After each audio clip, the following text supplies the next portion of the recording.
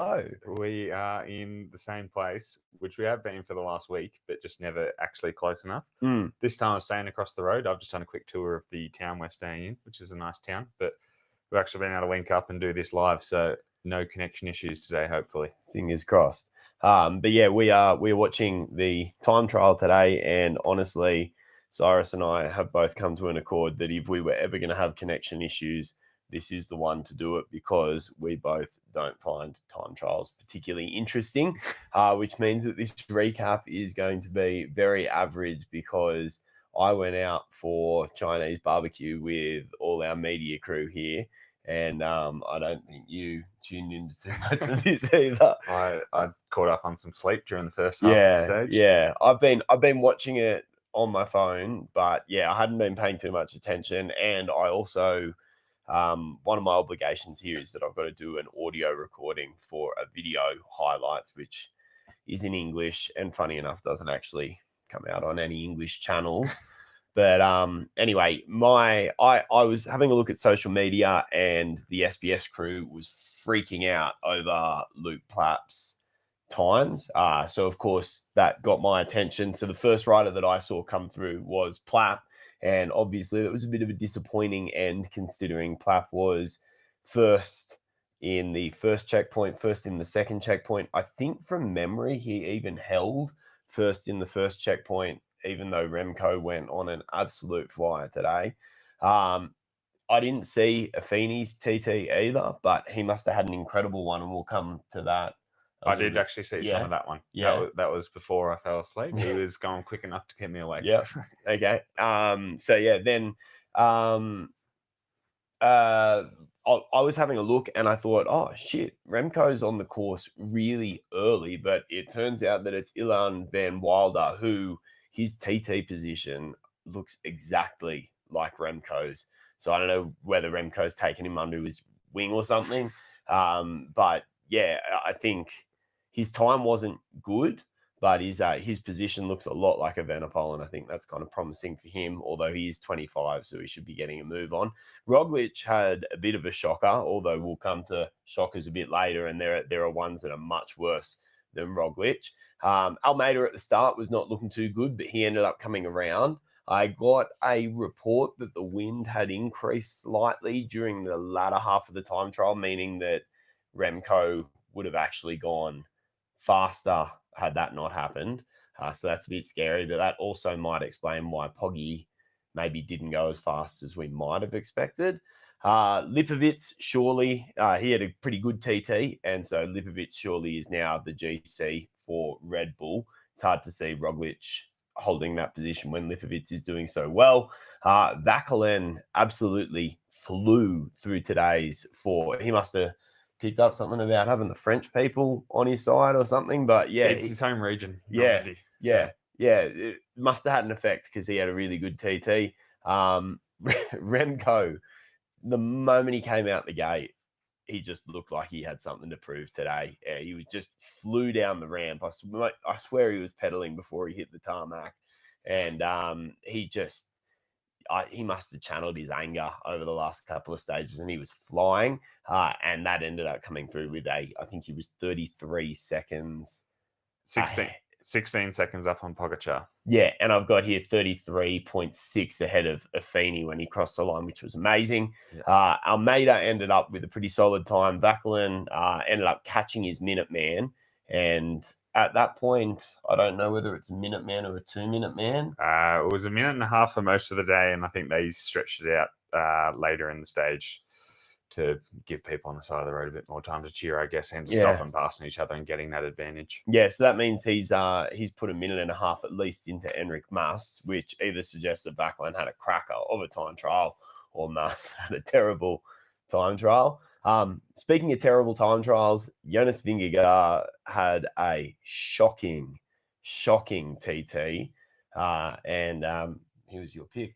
Well, I did say yesterday that he was going to have a shocking TT, but I meant shocking the other way around, in that he was going to have similar to 2 years ago where he shocked everyone. I was hoping, given that this is the best thing about making predictions in podcast form is you don't have to go back to them after you've made incorrect ones like mine. But you've thrown me under the bus there. No, we're going back to it because I predicted Evenepoel and he ended up stomping this one. But the one thing that I noticed coming into the end, Vingegaard, there was a turn and then they came onto a straight and Vingegaard was sprinting the moment he came past there because he was desperate to try and catch as much time up as he can. But my understanding, having never been on a TT bike, is that sprinting on the TT bike is not the optimal position. And you saw Poggy came around the same corner, sprinted, and then straight back into the aero position. Am I right in that? Or yeah, generally, if you're out of the seat, you're going to have to be putting out about 20% more power. It depends a lot on the speed. It can change a lot, but let's say roughly at 50 k's an hour, 20% more power to be going the same speed. So. Yeah. So yeah, I mean, at the end of the day, what we've got is we have a huge gap between Poggy and Remco, 1 minute and 21 seconds. My quick maths would suggest that means it's 1 minute and 5 seconds between Poggy and Vingegaard. 1 minute 13 seconds. So including what he already had. So so that is a huge amount that Vingegaard now needs to make up across some mountain stages. I wouldn't be, if I was Vingegaard, I wouldn't be so worried about the time lost to Remco. Like he's 30 seconds behind Remco now. The crazy thing is that Vauquelin is now on the podium. That's the big surprise, I guess. Like clearly he wasn't on a good day, but the fact that Vauquelin's gone ahead of him and is now sitting in third place on GC that's a big surprise packet. He's pulled out good TTs before, but at this level against those guys, that was an absolutely storming ride by the local boy. And I don't want to read into this too much because it is the first TT, and I'm sure that like TTs are the ones that catch out any sort of weakness in you. But this is, I feel like if I'm going to eat any of my words over the last ones, the last two pods we've done have been saying Vingegaard's cooking. And I think maybe you burnt the steak today. Yeah, I really can't explain that. I'm sure we're going to get a lot of interviews with Vingegaard's not going to have to give any because he didn't get on the podium or anything like that. But we're going to get a lot of interviews with the team staff about what happened, why that happened. That no one's going to be expecting that, least of all Jonas, after how he'd been performing in TTs in the lead up, how he'd been performing in the last few days. I can't imagine he's too cooked from the last few days. Yeah, yesterday was a big effort, but the day before was an absolute snooze fest, and he hasn't had to go that deep really until yesterday. And it's he did say it was probably his best ever 1 minute power, which for like even the regular weekend cyclist, a 1 minute effort isn't going to kill you for the next day. It's those big efforts in the high mountains that are going to be more likely to produce the fatigue that might give you a shocker in a TT. So something's gone wrong there, and I don't know what it is that's caused him to lose that much time. Yeah, no, you'd almost start thinking maybe he's got sick or something like that. I don't even like. It can be down to something as simple. So not all, but a lot of the riders that were targeting that TT would have been taking stuff like bicarb before. So that's a big one in the TTs now, and that's something you didn't notice at home is for today is what goes into the lead up into these TTs. So they'll have a program set out from the moment they wake up, and they'll have their alarm to wake up. They do their recon ride in the morning to spin the legs out, and just because a 30k ride isn't enough for them in a day, actually they'd feel worse for tomorrow's stage if they only did that. And then during that lead up, they've got their Reco ride, they've got their meal after, then 3 hours out from their start time, they've got their specific lead up nutrition that'll include bicarb stuff as well. So sodium bicarb, which it buffers blood lactate is the idea behind it, so that you can push to higher levels of lactate with that sodium bicarb buffer. It doesn't buffer the lactate, but the acid, it's a tricky one because we always used to say lactic acid. If we're getting right into the details of it, the lactic acid isn't actually the main fatigue thing. We're thinking it's the hydrogen ions. Anyway, that's all specific.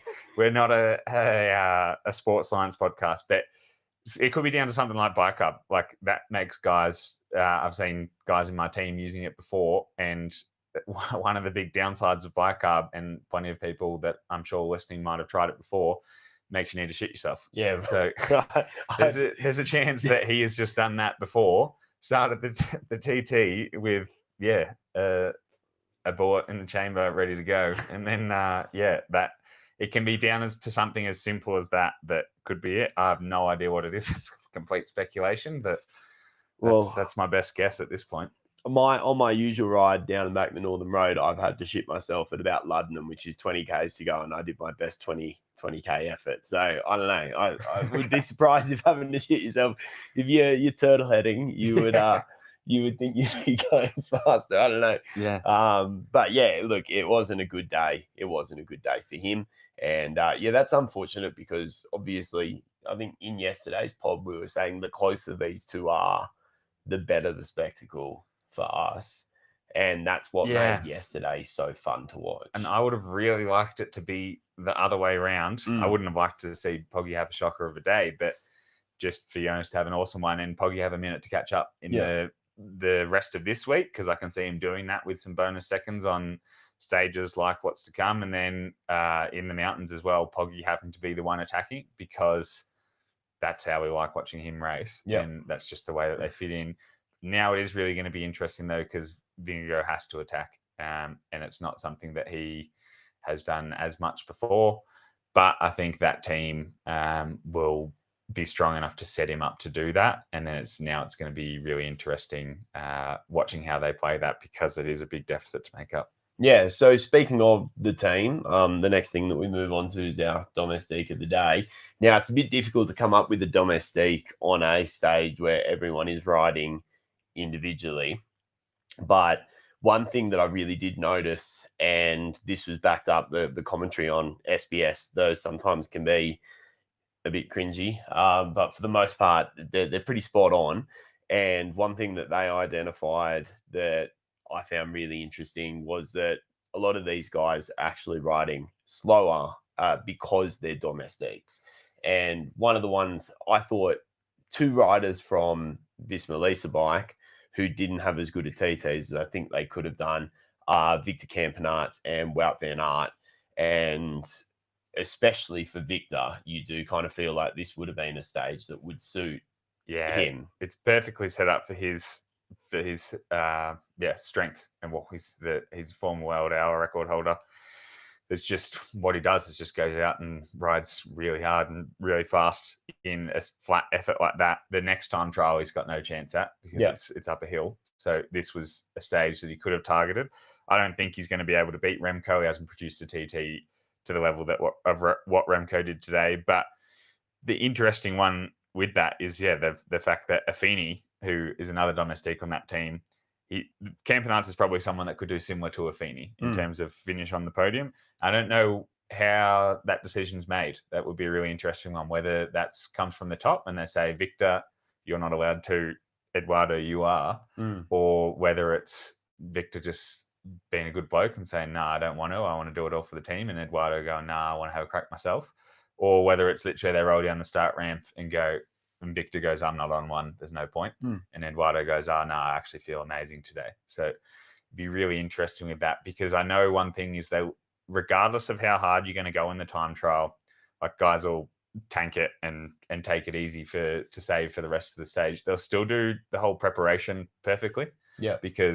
And they'll still wear the full kit, like the full get up, because even if you're going to take it easy, you want it to be easy. So you want to do your proper warm-up so that it doesn't feel that hard when you're out there. And then also, even just the spin in the morning, the right food leading up. So it could be made really late, that decision, even on course, but I'd be interested how that's made. And I wonder whether we'll hear about that. My domestique of the day for time trial, and we touched on a bit earlier, is just anyone that can watch more than an hour of that straight, because it's a funny one for me. I can't stand watching time trials. I know that they have a place in the sport, and it's, for me, it happens to be the only UCI level win that I have is a time trial, and I still cannot stand time trial races as a spectacle.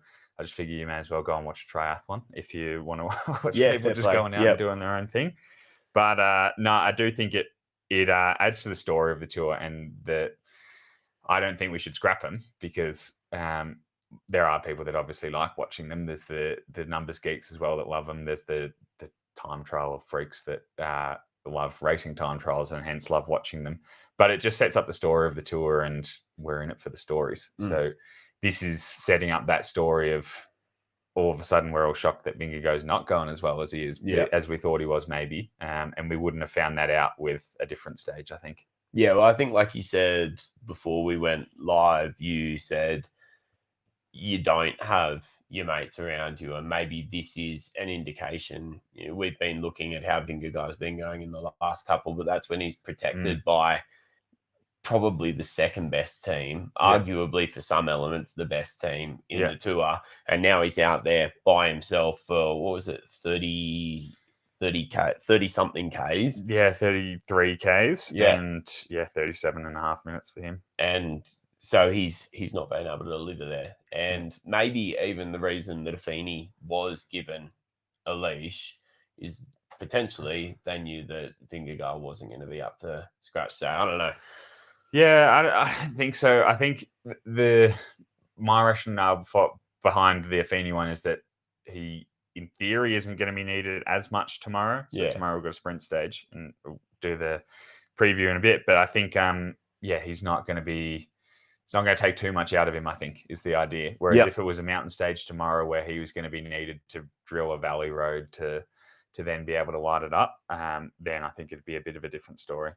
Yeah, so at this point, if you've made it this far, what we would like you to do is we would like you to go to the YouTube channel and we would like you to click subscribe. Or alternatively, if you're watching it in your podcast feed, if you could do the same, it genuinely helps the domestic platform. It is a new platform.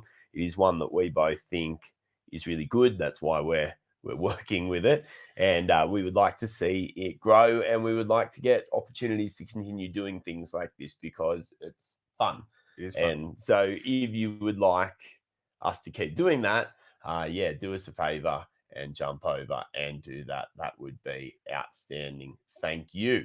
And if while you're doing that, you can jump over to the domestic page, and I think there's an option to click for notifications to come to you. Go to Instagram, follow the domestic platform on there. Any support we can get to the platform would be outstanding and give Cyrus and I the opportunity. We would like to go to the Tour de France next year. Hint. So make it happen. Get us there. But anyway, Caitlin, it was a bit of an interesting TT. And we are going to move on to the dickhead of the day, which the TTs are difficult. There's a whole bunch of shade we could throw. An example that I came up with was Luke Plapp, but he did an absolutely outstanding first two, and you had something to say on that. Yeah, well, I think you can look at it and say he blew up, but for him, he's not riding GC. So I think for him, he's going to be just going 100% for the win. And even for him, a podium in it would have been also great. But if you look at the splits he was doing, he was on track to do at least a podium. And that's what he had to do. I think for him to pace it perfectly and finish 7th isn't going to be life-changing. To be on the podium of a Tour de France TT or to have a crack at winning a Tour de France TT is life-changing for him. Yep. So I kind of rate the just go all in. If you blow, you blow. He was on track. Like he would have just gone out and said, I need to do these numbers to have a chance of winning. And that's what he did. So kudos to him for actually having a crack at it, I think. Sorry, you go. I don't have the dickhead of the day for it. Like Affini was in the running just for having a crack when he is the domestique. But on thinking about it, I don't think it is going to take too much out of him. And I'd imagine he's been given a license to, otherwise he's not going to go out there and do it himself. Do you think that there's the possibility that the reason why Plapp did go so hard for this is O'Connor's fallen out of top 10? do you think there's pressure from Jayco to go and get some of these stage wins now? Then, if it's I mean, it's looking less and less likely that O'Connor has the legs to get a top 10. I think Benno and Plappy are both going to be doing similar things now in terms of just stage hunting in those high mountains. So, but again, for Plappy, tomorrow's not a stage for him at all. He'll finish 20 minutes down tomorrow and not care about it, and the team won't care about it at all. He'll be targeting stuff later on. But yeah, for him, I don't think there's going to be pressure from the team in that time trial because he was a pretty late inclusion to the 201 up anyway. Those kind of TTs, they're such specific efforts that the guys that are targeting them are doing efforts like that from months out. Remco is obviously always going to be good in that kind of effort, but yeah, if Plappy had wanted to do that, he would have had to been sort of set on that from the start of the year if it was going to be a big goal, and his big goal was always the Giro at the start of the year. He's just got the late tour call up. So I don't think there would have been pressure from the team there. I think the pressure will keep mounting if they're not able to produce anything, because they did hope that O'Connor was going to be a chance coming in. So I hope for their sake that Dylan Groenewegen can pull off a decent result in one of these sprints, which he hasn't been able to get near any yet from what I've seen anyway. And then they've got the riders to have a crack in the breakaway in the mountains at least. But yeah, just whether they can pull that off is another thing. Yeah, for sure. I had a dickhead of the day, and for me, it's the spectators again. If you were watching, from memory, it was as Poggy was going through, he was getting really close to some spectators that were stepping onto the road, and in a road race, that's concerning enough. But in a TT, I have only done one TT in my life, and I did absolutely terrible. But I have a theoretical understanding of how to do a TT, and my understanding is it's a bit like doing freestyle, where you put your head down in the water for a couple of strokes, and then you turn for a breath, sort of. I've swam triathlons and ocean swims, and I think it's kind of a similar thing. You're looking sighting where you're going, and then you put your head back down for maximum aerodynamics, correct? Yeah, it's pretty similar. And they'll use, in certain spots, they'll use the line on the side of the road. If anyone remembers the Stefan Kung crash a few years ago where he hit the barriers because he's just looking down and not looking up, but it's pretty common. Egan Bernal crashed like that in training because he was looking down, just hit the back of a bus at 60k an hour. But that is the quickest way to go, is to keep your head straight down. So on these kind of stages, yeah, it is ridiculously dangerous if you've got anything on the road, because the riders aren't actually looking up that much. But also, Plappy nearly hit a spectator. Wasn't standing on the road, but just that close. Just, yeah, like as you said, in a road race, bad enough. In a TT, like these guys are going so quick. They're not. The spectators aren't in their mind at all to watch out for them. So I think it's going to be a recurring theme for the decade of the day. And I actually remembered when I sent you what we could do as a format for this show. I said likely the decade of the day will mostly be spectators, and so far they are definitely well out in front. Yeah, they are definitely being overrepresented. So did you want to do a preview for tomorrow's stage? Yeah, so it's pretty lumpy again, and it's kind of funny. It's going to be really similar to stage 2 and stage 4. So Van der Poel's won one of those, Pogačar's won another. It's been the same podium each time. This one's probably a little more hilly even. So we've got some solid bergs here throughout the whole day in Normandy region of France and moving into Bretagne. So it's going to be solid. Starting, it's 201.5k, so one of the longer ones for this tour, Bayeux to Via Normandie. The climbs in the final 50k's are going to be, final 70k are really going to split the race up, I think. So it's not going to be a big bunch. The positioning's not going to be as much of a factor because we'll have a smaller bunch from further out, I think. And a lot of guys at this point are going to be happy to just cruise in once they're not a chance of winning, which most of the field aren't a chance of winning today. So it shouldn't, in theory, be a genuine GC day, but there'll be a lot of nerves for the GC guys to not miss any splits on these climbs. So the final climb, which will decide the stage, we've got 5k from the finish, 1.2k of 7%, and then a big drag up to the finish again. So like it's pretty much similar to what we had 2 days ago where Poggy won. Well, yesterday, but 2 days before where Poggy won. And it could go any way between Van der Poel, Pogačar, Vingegaard. But if he's got the legs, if he's got the legs, if he can bounce back, I'd like to see Alaphilippe get through cleanly without needing a bike change and have or a wheel change and then another wheel change and then a bike change, all within the same. Yeah, exactly. Yeah, no, good. I'm excited for that one because who's your tip? I'll give you first run. It's hard. Like, it's going to be Poggy. Yeah, but it's such a basic pick. So I don't know. Part of me wants to go Alaphilippe. Let's see what happens. But it's going to be Poggy. Yeah, I'm thinking Poggy as well. I don't want to turn my tips to turn into curses after how today's one went. But I think Poggy. Like, there's a number of riders that could be good, but this is just Poggy's kind of thing. He's just so good on that kind of stuff. And I think it's a little bit actually too hard for Van der Poel this one. So.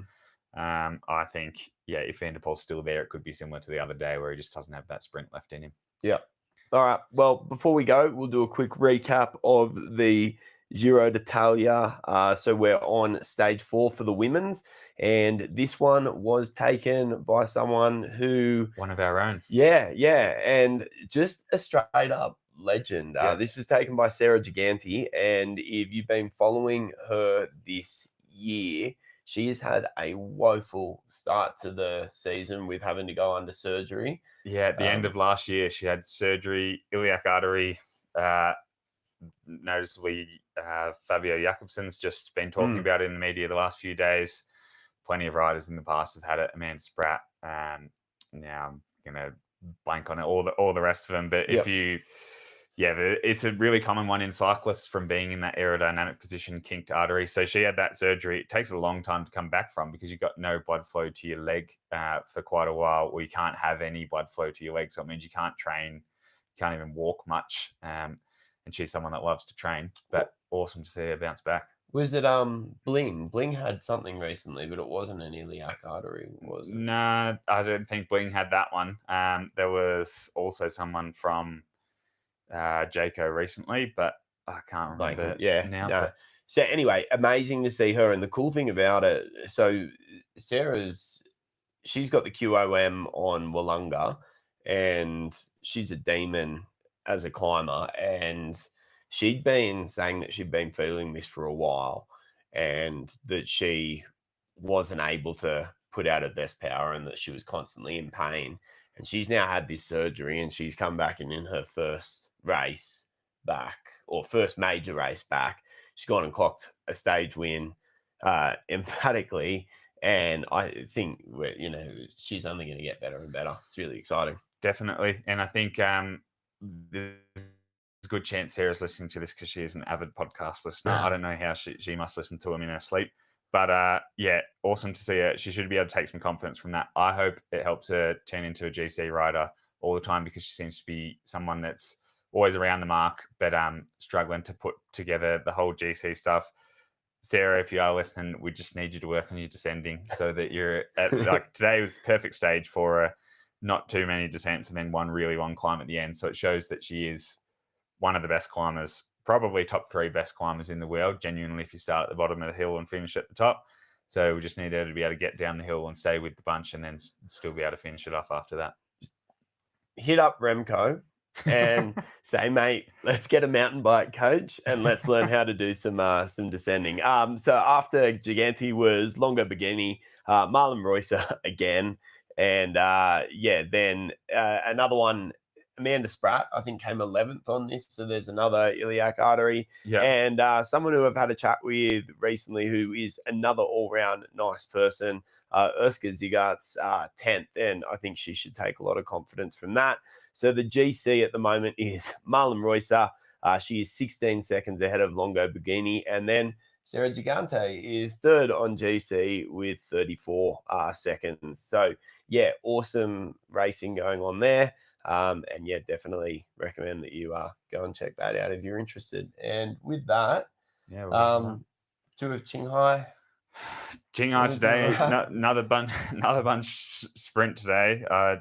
Took a did the textbook TV attack at the end because both our sprinters have been dropped on the final little kicker, but didn't achieve anything other than a little bit of TV time there on Chinese TV. You did, CCTV. you did get the TV. But yeah, we've got a crazy hard day tomorrow, up to 3,900 meters from the gun. We've got a 20-meter climb out the door, basically. So I'm going to hit the hay and try and make sure I got some beans for that in the morning. Yeah, absolutely. Well, anyway, again, domestic platform. If you can jump over to the website, bookmark it, whatever, and subscribe to the channels, and that would be outstanding. He's Cyrus Monk, or Train Like a Monk. Yep. And I'm Burgess and his bike, and we've had fun. See you tomorrow. Beautiful. Thanks, guys. See ya. Oh, that was good.